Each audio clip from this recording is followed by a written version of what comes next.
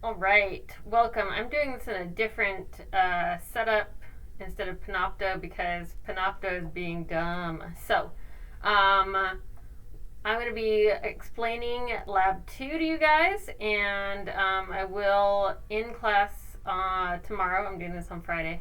I'm going to be explaining a little bit about what exactly you need to do to make all of this work. You have a whole week to finish it. So let me know if you have any issues with completing it. Again, this is a little bit calculation heavy. I suggest you come to the actual event here. I'm on campus, so I had my mask on. I forgot about that. But I'm in my empty office here. All right, so I'm going to be giving a presentation here. Okay, double check everything is working. Great. All right. Let us start this. Here we go. Okay. So statistics. It's just a cute little cartoon. I used to think correlation implied causation. Then I took a statistics class. No, I don't. Sounds like the class helped. Maybe. Hopefully you get the joke. Again, correlation doesn't imply causation, but it does waggle its eyebrows suggestively, gesture furtively while mouthing, look over there. And that's the idea here, is that we talked a lot about how correlation doesn't say causation, but how do we know when correlation is enough? If you have a good hypothesis, how do you know that your hypothesis is actually panning out? So, how do you know if you found a significant effect? This is one of the key things we're going to be working on here because we're going to be applying this to a variety of other scenarios. So, let's take a study of college students. Students who drink more than 5 alcoholic drinks per week. If 50 students who do not drink do 2% better than 50 students who do drink, is that significant? And so a lot of people would say no. This is the issue of, well, how do we know that 2% is from the alcohol? That's a good question. There's also the case of randomness. Sometimes maybe a random pile of people who do better will be in the non-drinking group, but only because of the way you did it at that moment in time. You did this again, and that 2% would disappear, maybe show up in the students who do drink. But you might change your mind if the students who did not drink did 20% better. Because you start saying, hey, that's a lot better that they're doing. What is causing this? And so you can see something's going on. The question of whether or not it's the actual alcohol intake or the lifestyle of someone who does not drink alcohol is a good question. But that's the idea. And so we need to have a way to be sure what's significant, what's not. Okay? So what we're going to be doing, every hypothesis, again, we talked about hypotheses last week.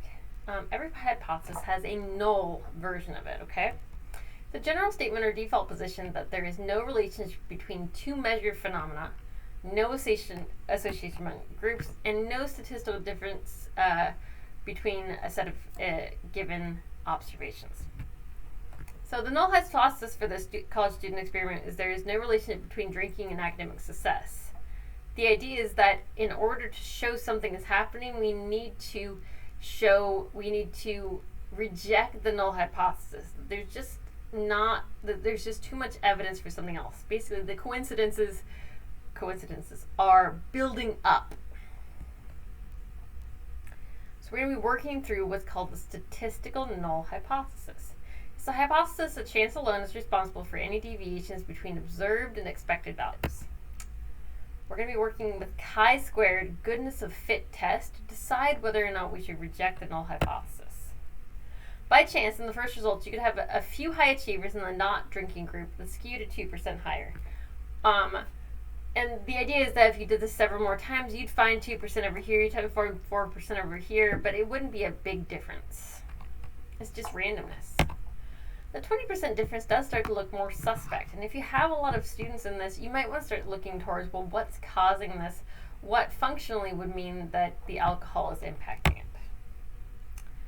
So before we do y chi squared, I do want to note that in the Lab 2 handout, okay, we do have the chi-squared things. I'm going to copy this here, but chi-squared is what we're working with here, okay?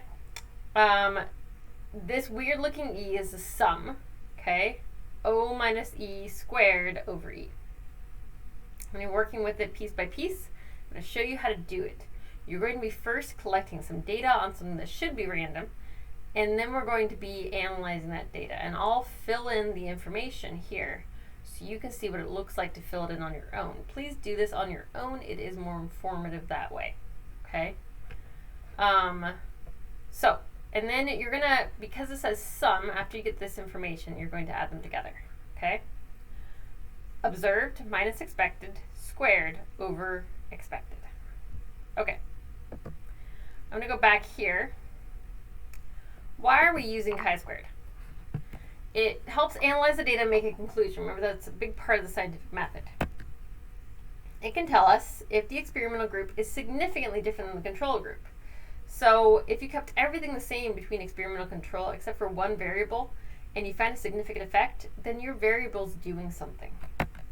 If observed results agree with expected results, I expected that there'd be 50-50 males versus females in the United Arab Emirates, but I found 60% males and 50% females, and actually that's pretty significant. That observed result did not line up with my expected. That's actually a real thing because there's so many people who immigrate to the United Arab Emirates for work, and disproportionately it's single males who are willing to pick up and leave more than a single female, more than women with families. And so now you have a disproportionate amount of single males and very few women who are unmarried. Interesting pattern there. Anyways, that's observed results not agreeing with expected results, okay? And we want to figure out, can we accept or reject the null hypothesis? If we accept the null hypothesis, we say, actually, nothing's going on here. This is just random noise, okay? So for instance, in a multiple choice exam, if you were just guessing, what's the probability of getting answers A, B, C, or D? If you were randomly guessing, you'd have about a 25% chance of picking any one of those answers, especially if you don't know the answer, okay? So the expected results, if following equal distribution, would be 25% for each answer. If I found 30% here, 25, 20, 25, 25, if A is the actual result, does that mean that students actually knew it, or they just randomly guessed a little bit more A? Okay, so we can actually analyze it this way. I'm going to work through a different one. I'm going to work through the coin one, actually, but you can plug these in as well, okay? The idea is that you go down and you have expected 25% in each category, and then A is 30%, B for your observed 20, etc. Next thing you need to figure out is the degrees of freedom. It is the number of values that are free to vary. The higher your degrees freedom, the higher number you have to beat. Okay, if you have a lot of categories, you've got to beat a pretty big number to say that something is going on, because with a lot of category comes a lot of variation. Okay, so number of categories minus 1. If you've got 4 answers, you have degrees freedom 3.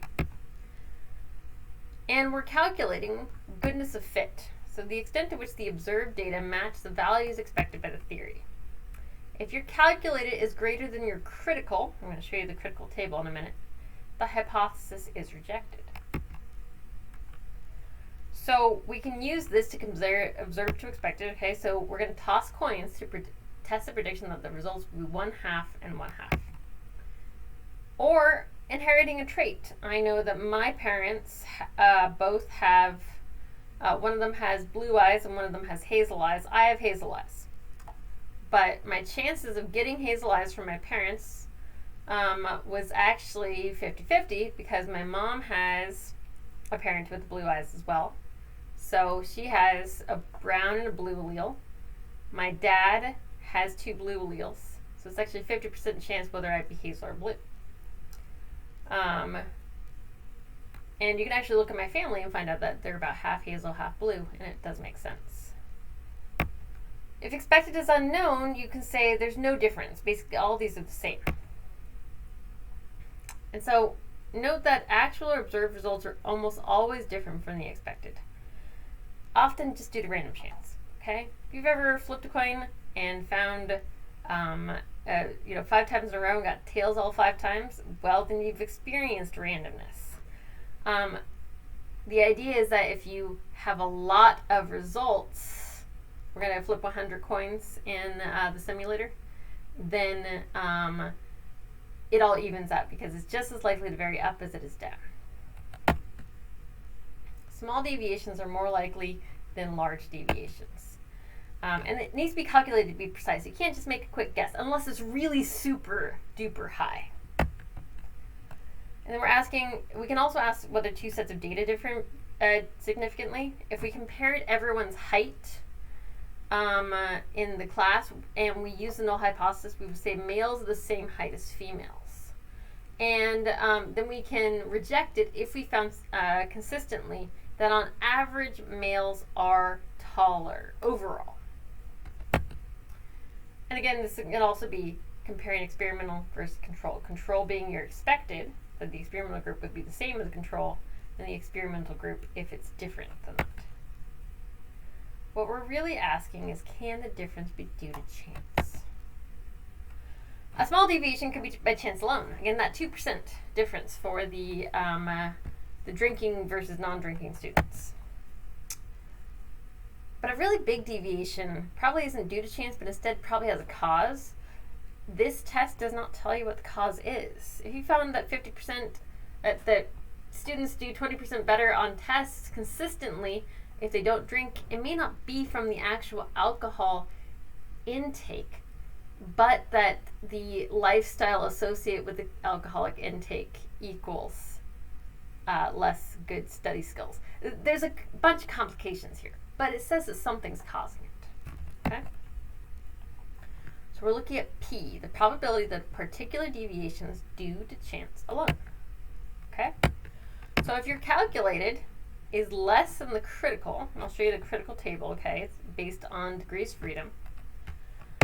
Then you have a P of greater than 0.05, meaning that there's a probability greater than 5%, which is usually the benchmark. The difference is due to chance. That it could be, maybe we just hit a 5% chance that this is what happened randomly in this this here, okay? Usually you have to say below 5%. If someone says, I'm 85% sure, you'd be like, you're really that sure? But if someone says, I'm 95% sure, you're like, yeah, that sounds good. So that's the idea here. If the calculated is greater than critical, then there are some thresholds, and I'll show you them. But if the P is less than 0.01, then you would say there's a less than 1% probability that chance alone is responsible for the differences between these data sets. All right. I'm going to show you how to use this coin flipper. Okay. So you go to random.org /coins. I'm going to have to drag it over here. Drag. Okay. All right. What you're going to do is flip sets of 10. 10. Okay, select a coin type. Now normally I use US currency. Okay, let's use Maryland. We live in Maryland, but it's a quarter. You know what the head is. You know what the tail is. All right, I flip 10 coins at a time. You're gonna have to count them on your own. But here we have 4 heads and 6 tails. Okay, so you put that into your first line of. Let me show this to you. Down. First line here. Okay? This is in your table 2-1. This is part of your assignment, okay? First 10, 4 heads, 6 tails. And then you keep going.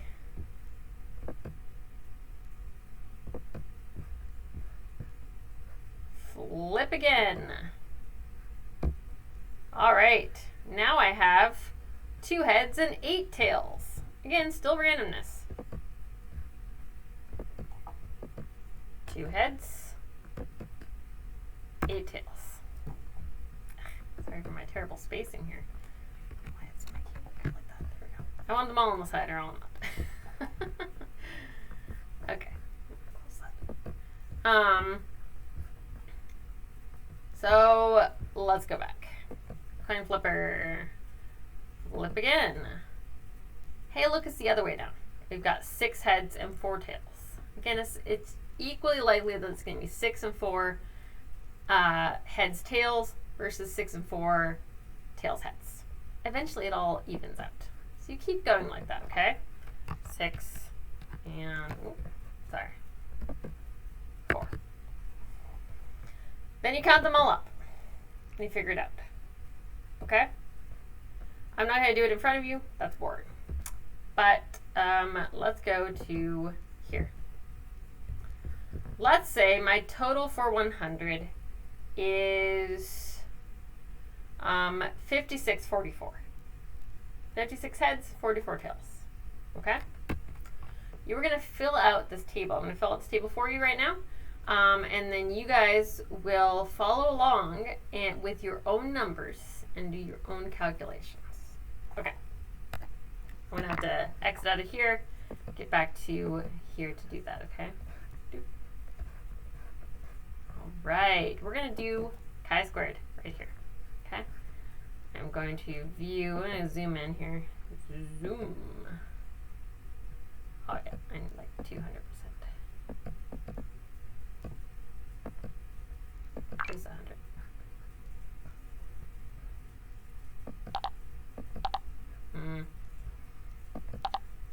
Zoom, percent, 200.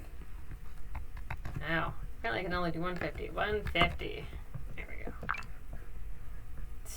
No, I meant this. This. Zoom 200. Yeah, I was having trouble with that. Alright. No, that's too big now. You can't see it.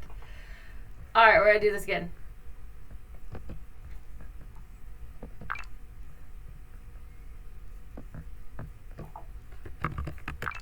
Alright, there we go. Perfect. Alright. Let's say my your expected is always going to be 50-50 for a tail toss, okay? 50. Oh. Don't use my arrows. There you go. 50. Okay? Observed. I said 56 heads, 44 tails. Then you do observed minus expected. These are going to be equal, except one will be positive, one will be negative. Okay?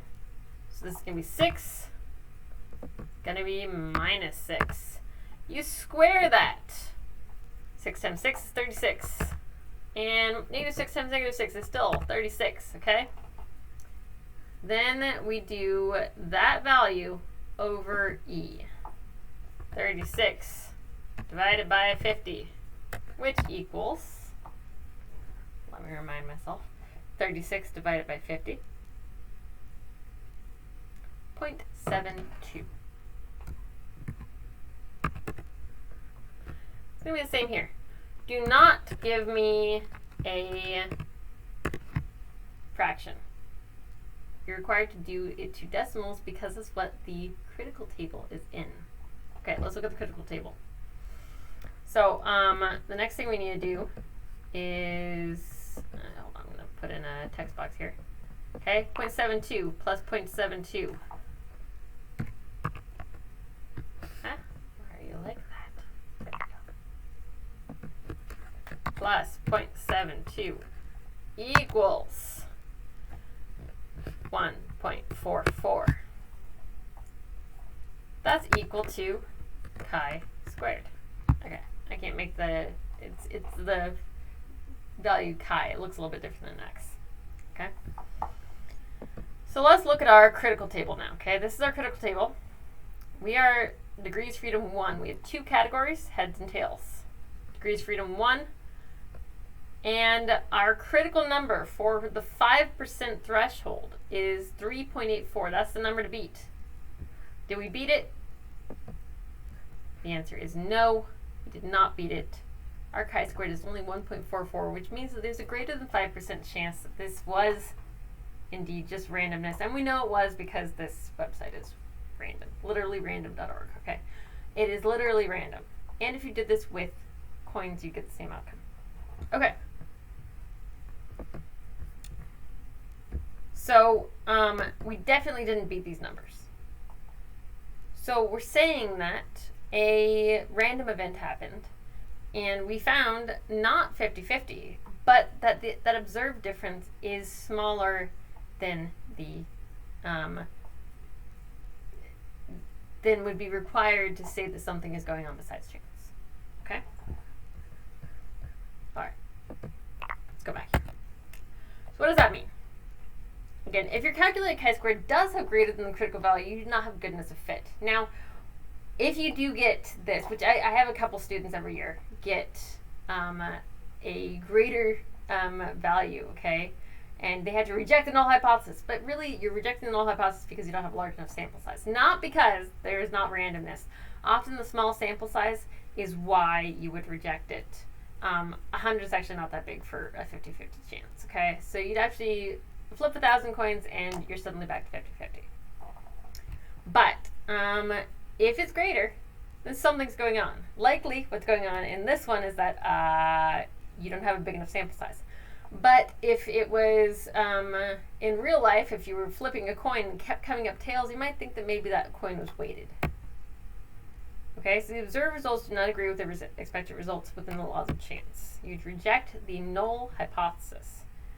If it's less than or equal to the critical value, which ours was, 1.44 is less than 3.84, that critical value, and you have an acceptable goodness of fit between your data and what you expected, the observed agree with expected within the laws of chance, you support the null hypothesis, you accept the null hypothesis, you reject anything going on besides chance. So I like this one. With the vaccine mandate that we're putting out on campus, I think this is good information. Statistics tip, always try to get data that's good enough that you don't need to do statistics on it, and this is true. Perhaps the vaccine group is growing a little bit higher than shown here because of Delta, but if you're looking at death rates and hospitalizations, placebo group, the unvaccinated group, much higher in hospitalizations. Very clear, not in question whether or not the vaccine is improving outcomes. All right, so these are questions that you're going to be answering in your assignment, okay? So make sure you can answer them. Basically, how many heads, how many tails are expected? You expect 5 and 5. Most of your sets of 10 are probably not going to have that perfect 5 and 5 because of random chance. But again, you're going to get a 6-4, you're going to get a 4-6, and then suddenly you have an equal 10-10 for that 20 sample, okay? And answer what you found, okay? And then in your assignment is the fruit fly problem. You're going to have to work through this on your own, okay? I will show you how to do it. But again, none of this is going to show up. It only shows up on this screen, okay? So you're going to have to pause me if you really want to steal it from me. Make sure you understand how to do this because I'm going to give you a similar assignment during your quiz, and it's not going to be as random. Not going to be as clear, okay? You actually do have to know how to do it. All right, let's read through the fruit fly problem. I'm going to work through it in the actual assignment, and you can see what to do, okay?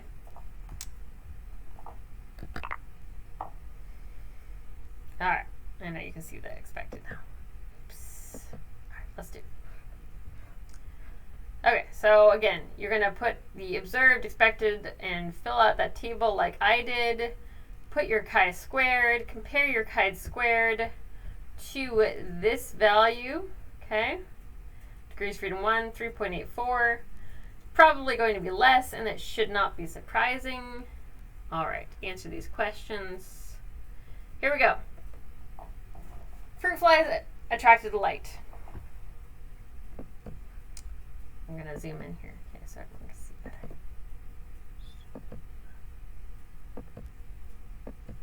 Okay. your fruit fly is attracted to light, okay? They will choose a lighted tunnel over a not lighted tunnel. We already know this. We're not testing this. We want to know, are they attracted to a certain type of light? And if so, which one? And we don't have an idea of why they'd be attracted to one light over another. So you're just testing the null hypothesis here. Is it different than expected? All right, your results for 1,000 flies are red, 208, blue, 290, green, 251, white, 251. Okay? So we are going to figure out what the expected results would be. 1,000 flies, 4 colors. Obviously, your expected is going to be 250 each. Because it's the, if nothing is affecting it, if they just care about light and nothing else, they're going to go down the corridors equally. Maybe you'll have 255 over here, 240 over here. Question is whether or not the difference we see here, 208 and 290, is significant.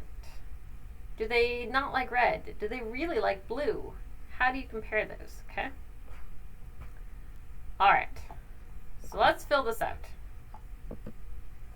What? You can do it. Okay, got it. 208 observed. 290. 251. 251. All right, expected 250 across the board.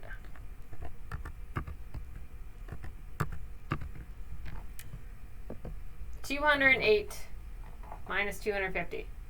208 minus 250. Negative 42. Okay? Negative 42. Oh, that's the wrong button again. Alright. This one I can do in my head.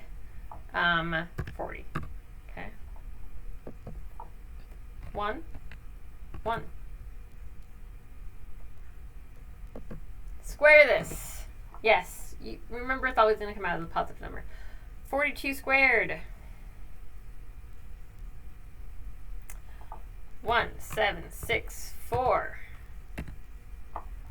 40 squared. My phone is doing all the work for me. It's okay, you can do that. Can't use your phone on the calculator on these other tests, okay? So make sure you're using the calculator I provide for you. Alright. What's 1 squared? You're right, it's 1. What's 1 squared? That's right, it's 1. Ta-da! Surprising, huh? Okay. Now we do... You want to do over expected. Each of these should be over 250. 1764 divided by 250.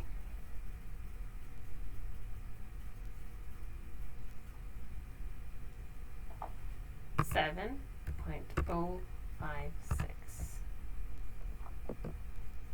1600 divided by 250.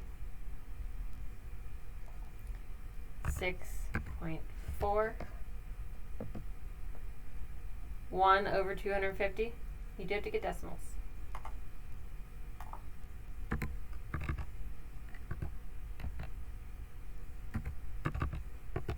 Okay. Remember, this means sum.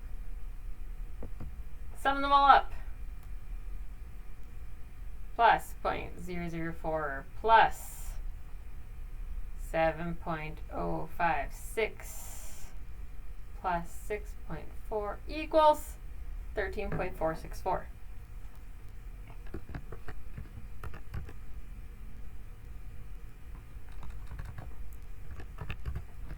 Now, if you remember, we're going to scroll back up and we're going to compare. There you go. Whoa, we beat that. We beat that by a lot. But remember, our degrees of freedom is not 1. It's 3. There's 4 categories. Degrees of freedom, 3. Okay? We still beat it. Look at that. 11.34. We beat that by by a value of 2. Okay? So, what this means is that there's less than a 1% chance that these numbers came about just by chance alone. Something is happening. We don't know why they like blue and red. We don't have the information, but you should be able to answer the questions about whether or not it is significant. Yes? And you should be able to clarify what that means in your discussion of results. Okay? All right. Next, we're going to talk about, let me go back here.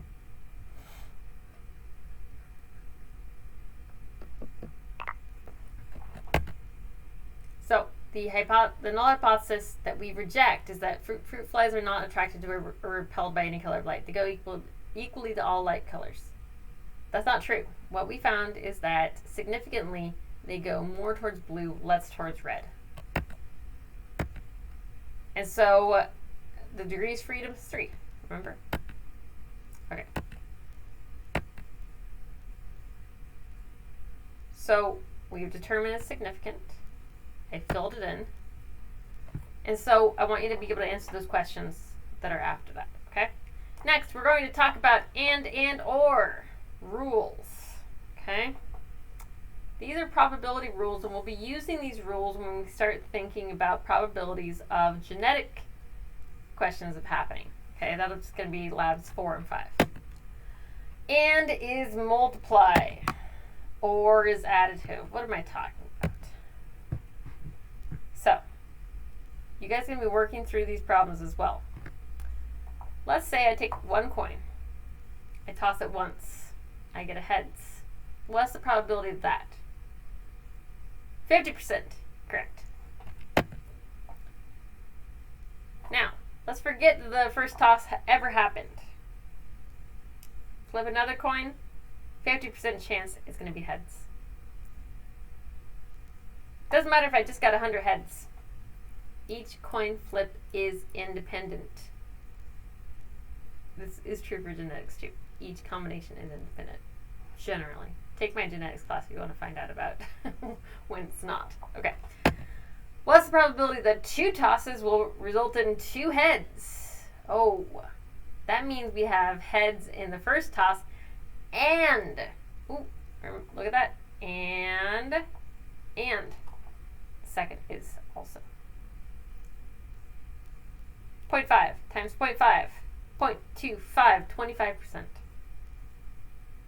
Okay. I know, it's confusing. But that's the concept, okay? Coin toss 3 times, what's the chance of getting the tails 3 times? 0.5 times 0.5 times 0.5. This is the and rule in there. It's going to be 12.5%. Okay? Each is independent, but the chance of getting them 3 in a row is 12.5%. Okay. Or is additive. What do I mean by that? So let's say I'm rolling 2 dice, 6-sided kind. I'm actually going to go to Atlantic City for my 10th anniversary. You will not see me that week. You'll see a different professor.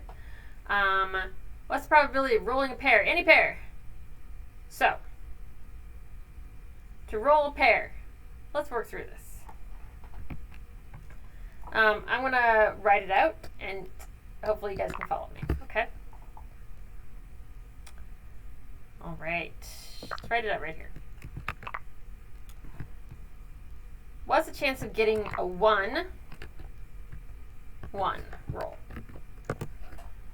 To get a 1 is 1 in 6. And to get another 1, it's a 1 in 6. That equals 1 in 36 chance. I'm going to use fractions here because it's easier to see how you multiply it out. You could use numbers, but you can see clearly 6 times 6 is 36. Okay, 1 over 36 chance that you're going to get a pair of 1s. So we know that for any of the pairs, for any individual pair is 1 over 36. For any 2 in combo, it is 1 over 36. Okay? A 4 and a 5, 1 over 36. A 6 and a 6, 1 over 36. Okay? So we have 2 and 2.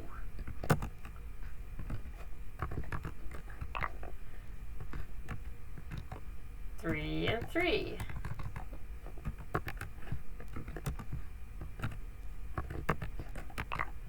4 and 4.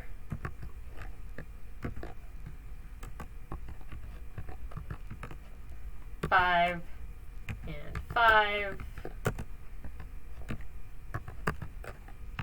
Finally, 6 and 6.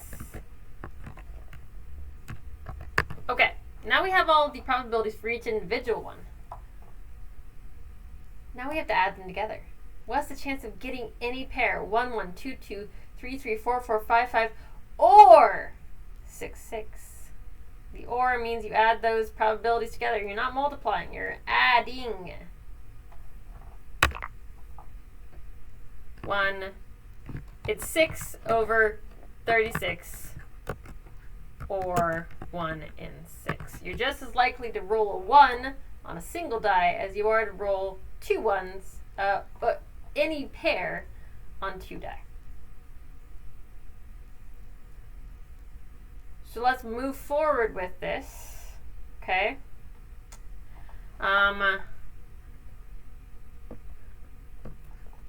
Let's talk about, what about the chances of getting, let's talk about a different probability. I want to get, I don't know why, I haven't played crafts before. Let's say I want to get an 8. Which should I, let's say I'm betting on someone getting a certain number. Should I bet on them getting an 8, or should I bet on them getting a 7? That's a complicated question, actually, and let me explain why. Because you have to count out all of the probabilities and you have to count up each of these die. Die 1, die 2, okay? How do you make it to an 8? Okay. To get to an 8, you can have a 2, 6, 3, 5, 4, 4, and you say, oh, and that's it. No. 2, 6, 2. And a 5, 3. You don't add the 4, 4 again because you can't tell which one's die 1 and die 2 each time, okay? They're the same. And so there's just a 1 in 36 chance of getting a 4 or a 4 and a 4 together, okay?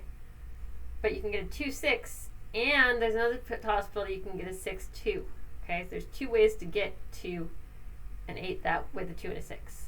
6, 2, or 2, 6.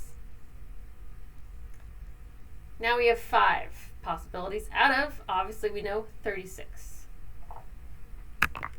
5 over 36. But if I wanted to make it to a 7, I've actually got one more option here. Because a 7, if you wanted to get to a 7, it's going to be a, you have a 1, 6, 6, 1, 2, 5, 5, 2, 3, 4, 4, 3.